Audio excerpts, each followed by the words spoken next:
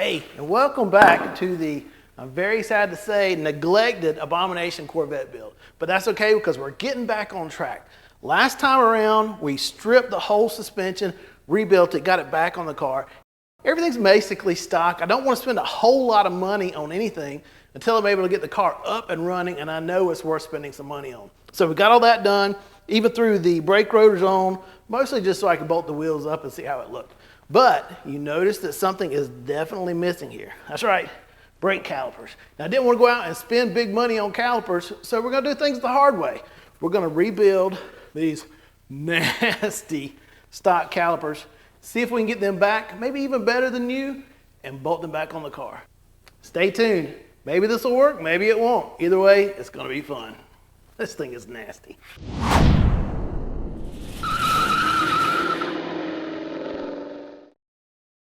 Okay,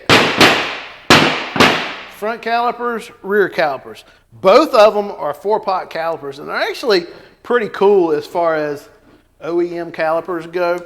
So I think they're worth putting back onto the car. I hope that they're rebuildable. I honestly don't know at this point, but I've got a new seal kits picked up from Amazon. Got some brake pads around here somewhere. Got some new steel braided line. I figured these would be worth investing in because even if I do later on put on nicer brakes, these can still be used. So the best thing to do now is start tearing into these and actually see if they are okay on the guts. The main concern is that this car has been sitting for probably 10 or 15 years, and I'm worried that the pots that the pistons sit in are badly rusted up. And if they are, I may have to ditch this and go buy some. The first step is obvious. Rip into the calipers to strip them down into the component pieces.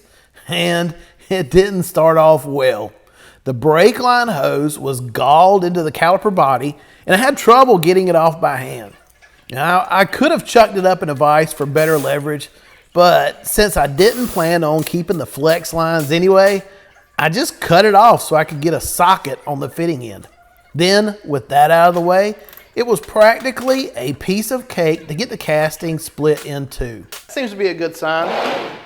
I was worried that the calipers were going to be dry, and that would mean yes, that would mean that the cylinder bores for the pistons would be all rusted out, and if they were totally rusted and pitted, then I'd have to throw these away and start over.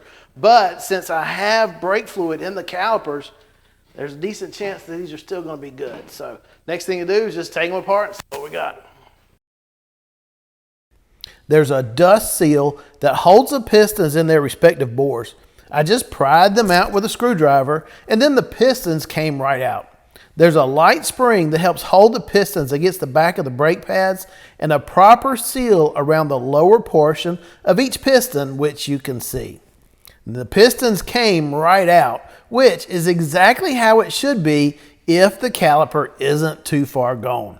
And the good news is the cylinder bores have stainless steel liners. So while there is plenty of surface rust on the caliper castings, there's none in the bores themselves.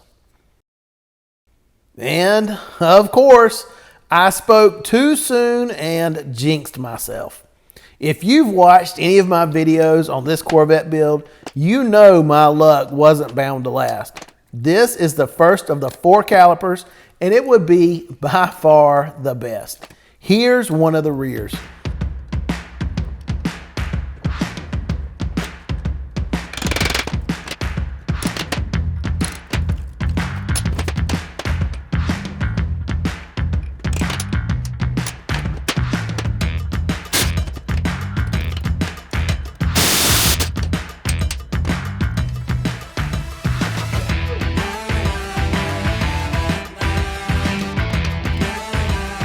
Notice a lack of brake fluid? Actually, it's still there. It's just dried up into some caustic powder.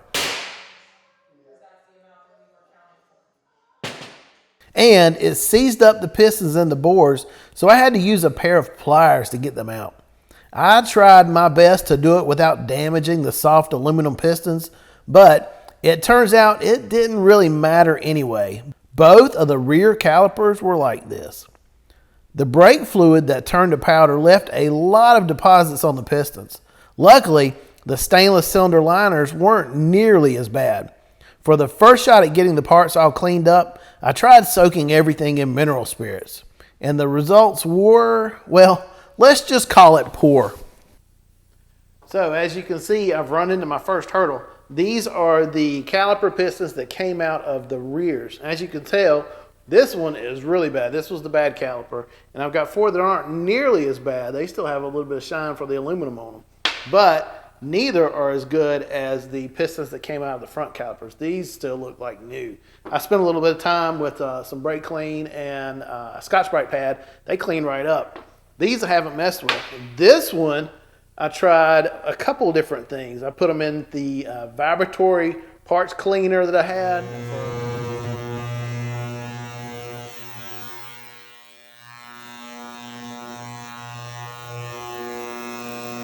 For a few hours. That helped some, but not a lot. Then I took a buffing pad. I tried a Scotch-Brite pad. That did a little bit.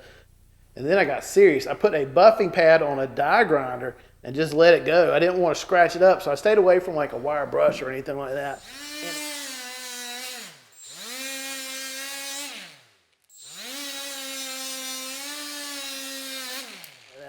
And it got some of the crud buildup off, but now in these widest areas where I need to be very careful, because this is what's actually going to come in contact with the cylinder bores right here, there's still buildup and I can't get it good and smooth. There's still buildup that won't come off, some kind of crud or something like that. And I'm worried what's going to happen is if I reassemble them in here and get this cleaned up, not only is it going to leak, but it's going to scuff up these stainless cylinder bores. So not only am I going to have to go in and fix it, but I'm going to ruin this too. So going to back up and punt. I've had to order 8 new rear pistons. They'll be here in a couple days. And these I'm not even going to worry about. So while I waited on my new replacement pistons to arrive, I got busy on the caliper castings themselves. And that's where things went from bad to worse. My plan was to replace the old bleeder screws with new just to avoid aggravation down the road.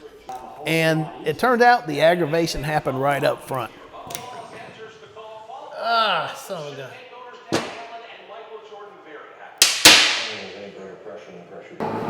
Well, that was certainly annoying. On the same caliper, one on each side, I broke off the bleeder screws.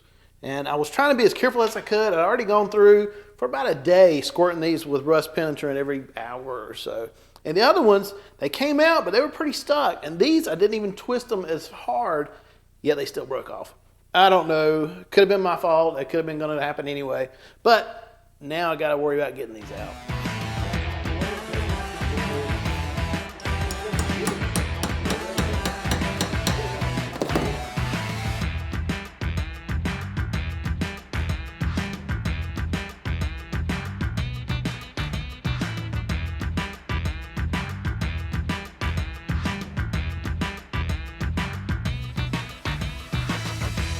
Despite a few more applications of rust penetrant, the broken pieces of the bleeder screws just didn't want to budge with the easy out.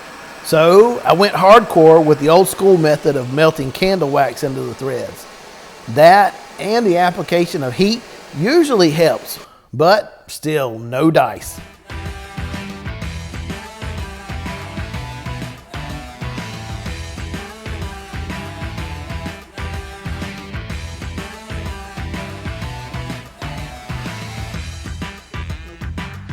So I changed up to a reverse fluted drill bit and a spiral easy out. And then tragedy happened. Well, tragedy for the caliper at least, because it's going in the scrap bin now. I really wish I had waited to order replacement pistons until I knew for sure that the calipers were all going to be usable.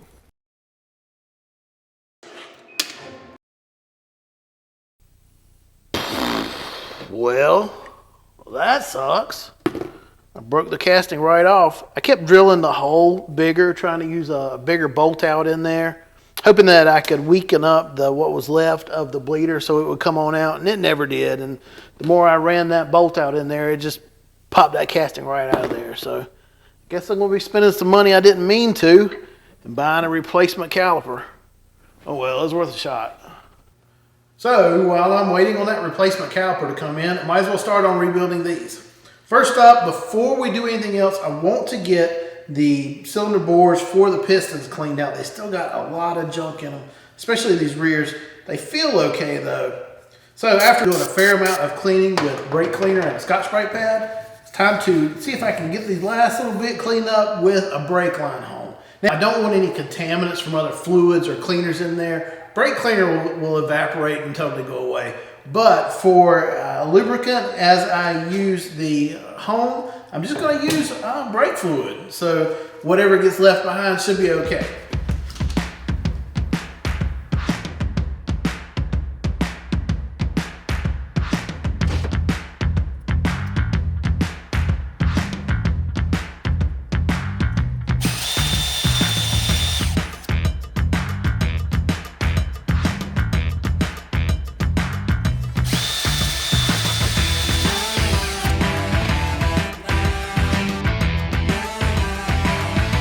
And now with the piston bores clean, I'm ready to move on to more cosmetic issues. I plan to bead blast the calipers to remove the surface dust. So to protect the bore liners, I'm stuffing them with paper towels and masking off the other sensitive areas. My bead blaster is just a cheapo I picked up from the hazard fraught, but I guess you get what you pay for. Haven't even used this thing yet, and I've got to make repairs. As soon as I loaded up the glass beads, I noticed it piling up on the shop floor. Turns out there's a weld in the chute that didn't completely cover the seam. My plan originally was to grind off the paint and weld it up right, but a buddy reminded me to work smarter and not harder and just slap some JB Weld on there. After all I really have to do is keep the glass beads on the inside of the cabinet where they belong. So if you're watching this, thanks, Mark.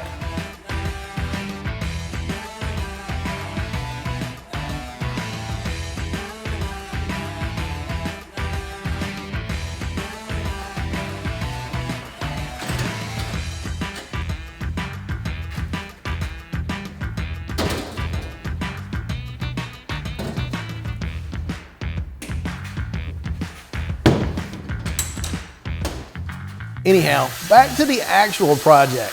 I protected the machined areas where the two halves meet by masking them off with tape. Unfortunately, I tried to use painter's tape for that task and it blew off immediately. So I redid it all with Gorilla Tape and that worked much better.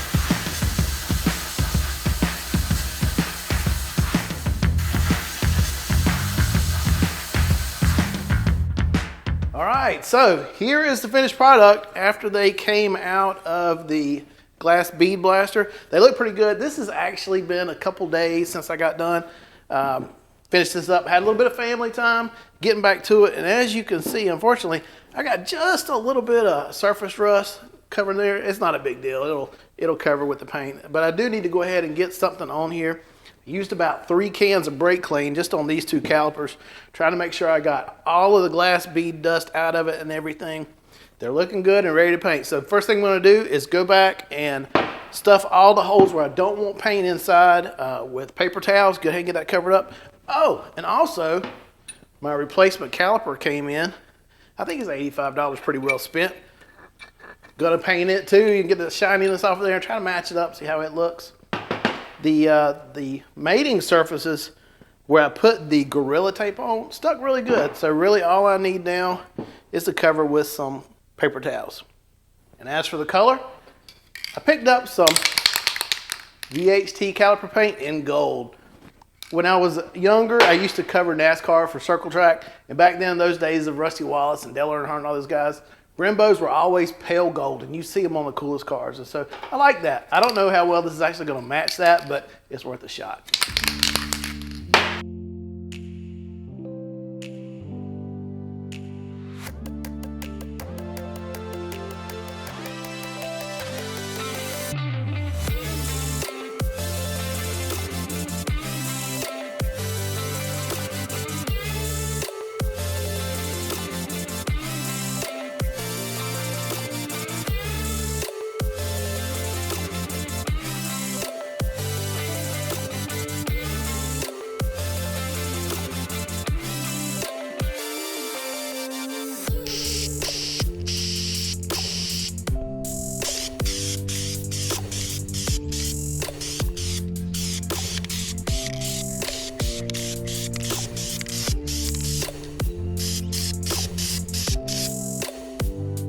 And here's a look at them after painting.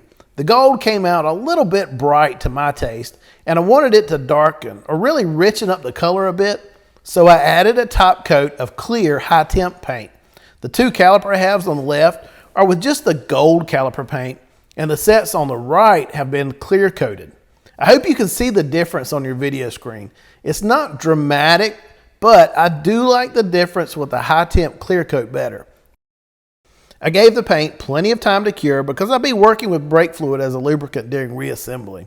I purchased a seal rebuild kit from Corvette that came with new seals, dust covers, and O-rings. The lower seals have an angled flange on them.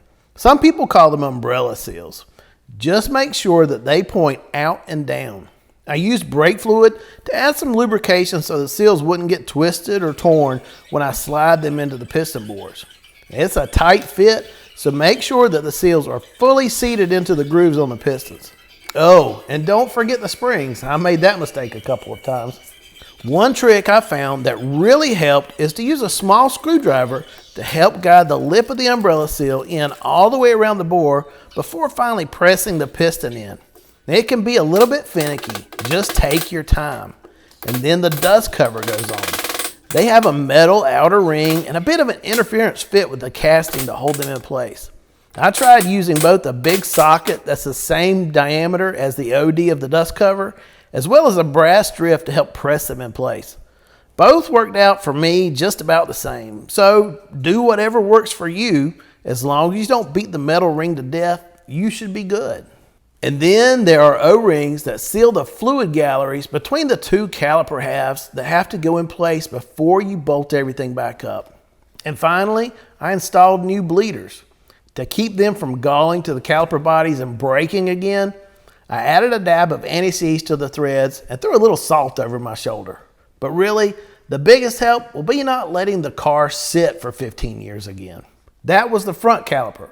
The process gets repeated with the rears. Now, I did have to buy one new one because of the broken casting, but I was able to rebuild the other. To help balance the brakes, the pistons on the rear calipers are smaller.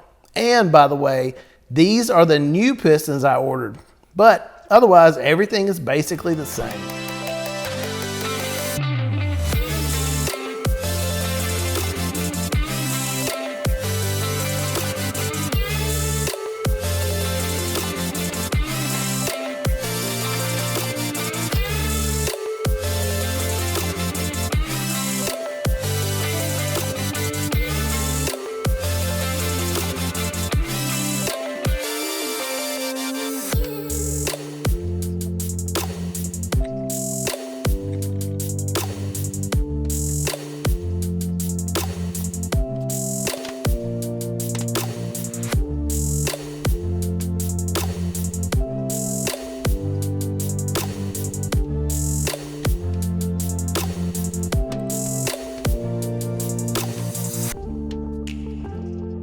And then the upgraded flex lines attach directly to the front calipers. The rears have a different setup, which I'll show you in a minute. These are just stock replacement brake pads I got on the cheap off of Amazon. Actually, I got almost everything except for the seal kit off of Amazon. If it helps you, I'll leave links to this stuff I used in the description for this video. But you can also get almost all of this stuff from your local auto parts store. Anyhow, the pads just drop right in from the top. These aren't floating calipers like on most cars because they have pistons on both sides, so they have to be solidly mounted. So the calipers are made, thankfully, so you can replace the brake pads with the calipers still mounted to the suspension. But since this is all stock stuff, it just bolts right up with no shimming necessary. If you're using new bolts, make sure they aren't too long, because if they are, they'll thread all the way through the caliper mounting bosses and contact the brake rotor. And I don't have to tell you, that would be bad. Then the flex line routes behind the spindle and gets secured to the chassis on this flange right here. I had to buy new brake line clips, not because the old ones were bad, but because I put them somewhere safe and now I can't find them. But at least the new ones look pretty. I'm guessing that's my reasoning for spending extra money I didn't need to. The rear calipers mount up on the independent rear, but the flex lines do not connect directly to the calipers. I'll show you more of that in just a bit. Now, my plan isn't just to get the calipers bolted up. I also wanted them plumbed in, which is a whole lot easier now with the body off the chassis. This doohickey is the brake proportioning valve. It mounts on the chassis right here, and the brake lines for all four corners route through it. I'm worried that the internals may be seized up, and after pulling out some of the fittings, I just decided to replace it with a cheap brake bias adjuster off of Amazon. Now, I'm not exactly proud of myself for buying the import knockoff of a product developed by Willwood, so as soon as I get enough scratch together, I plan to replace it. This thing was ridiculously cheap. Anyhow, the original proportioning valve mounts on a tab welded to the chassis right here. Chevrolet just used self-tapping bolts to secure the valve. I didn't want to do that again, so I drilled out the holes and used some nut certs. I think the proper name for them is actually threaded inserts. Anyhow, they basically work like a rivet with a threaded ID, so you can go back and use a real bolt. Besides being crimped in, the ribbed OD helps keep it from spinning in the hole, but these 8mm bolts are about as big as I'd be comfortable going. These things come in handy all over the place, and you can use nut certs in a variety of sizes. So if you're interested, I'll leave a link for the installation tool I picked up on Amazon.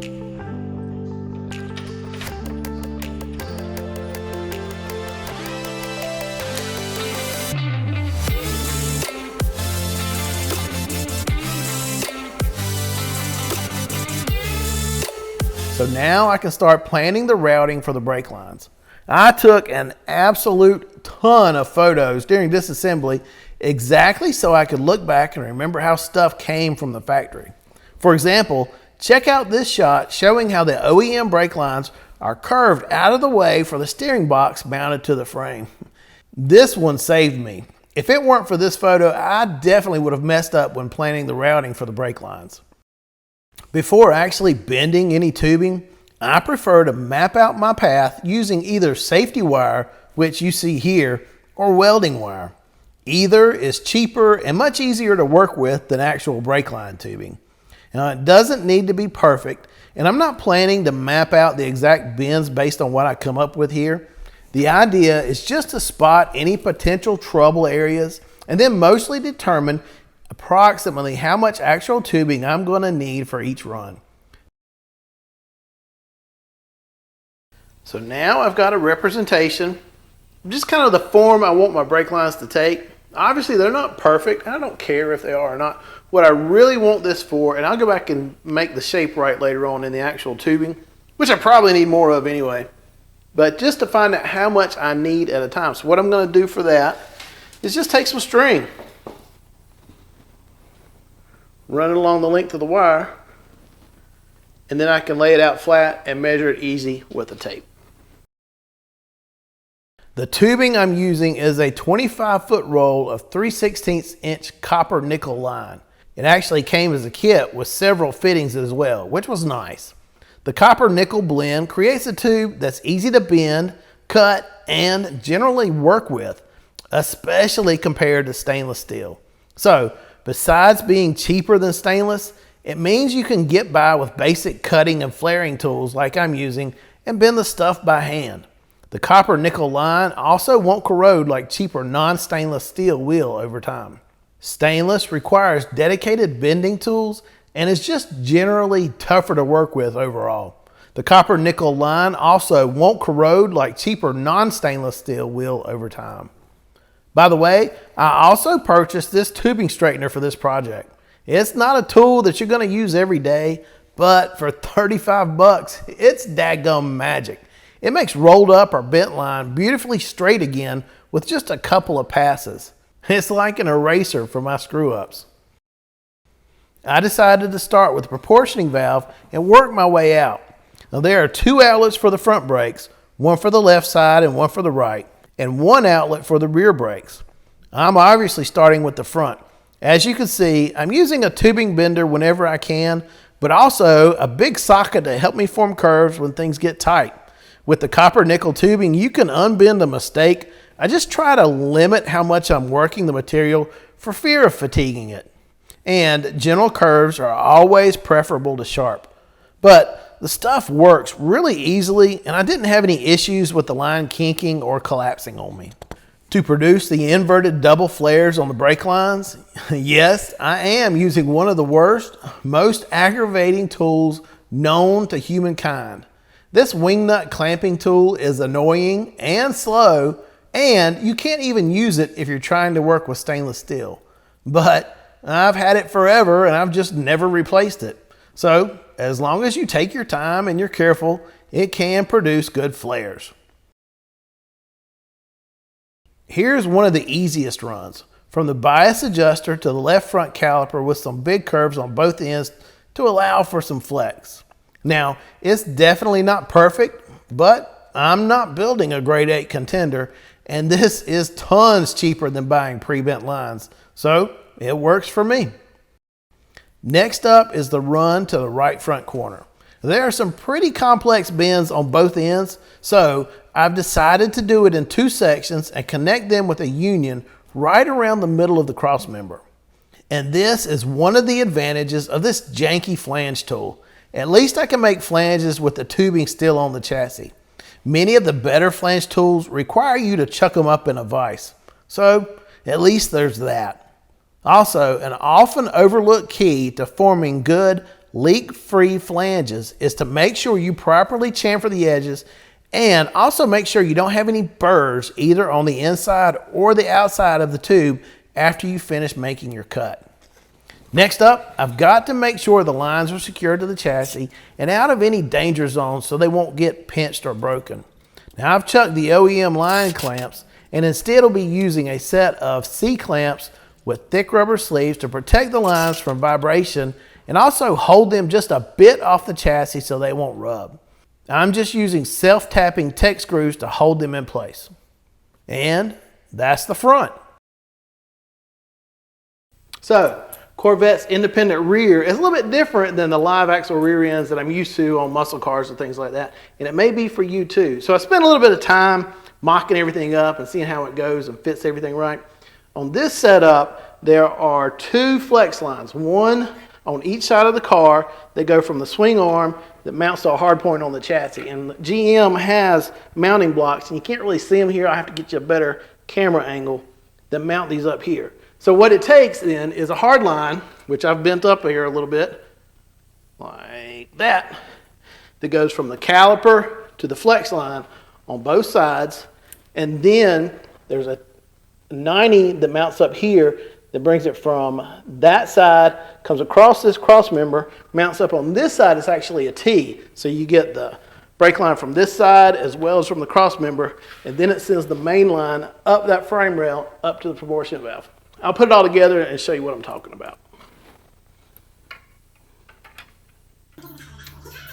These steel braided flex lines, by the way, are from Russell and made specifically for the C3 Corvette. And like I mentioned earlier, I figure even if I upgrade the brake package with some Bear or Willwood units down the line, I'll still be able to keep these lines, so it's a smart investment up front. And the other end just secures on this tab on the swing arm. Now, it's important here not to get confused. There is an outlet on the caliper on the other side, and you might at first think that's where you should run the brake line. But that would be a big mistake. That is the highest point on the caliper, so you have to have a brake bleeder there to get out any air bubbles. That means the line has to connect to the caliper on the back side like you see here. It makes for a longer run, but really, it's no big deal. If you notice, the brake line extends onto the pad for the bump stop on the chassis to come into contact with.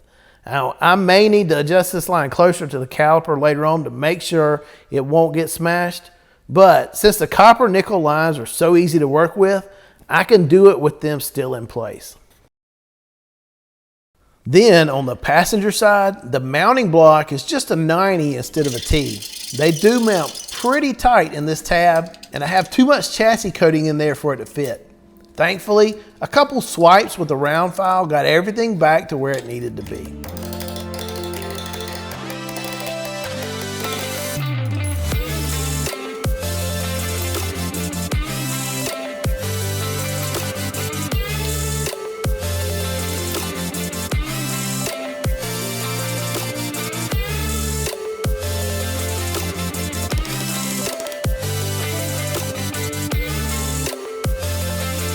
This time around, I was more careful to avoid the contact pad for the bump stop.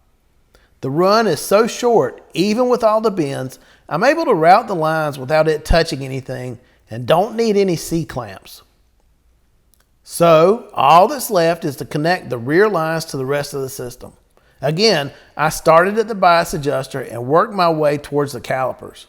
Since it is such a long run that's mostly straight, I just brought the whole roll of tubing with me and mounted it to the chassis with C-clamps as I went.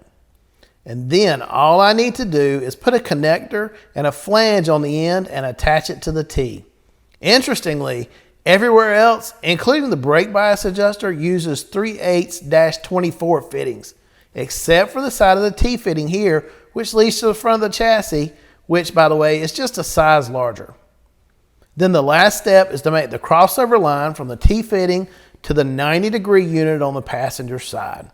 I mounted the line in the stock location on the back of the cross member for protection from road debris.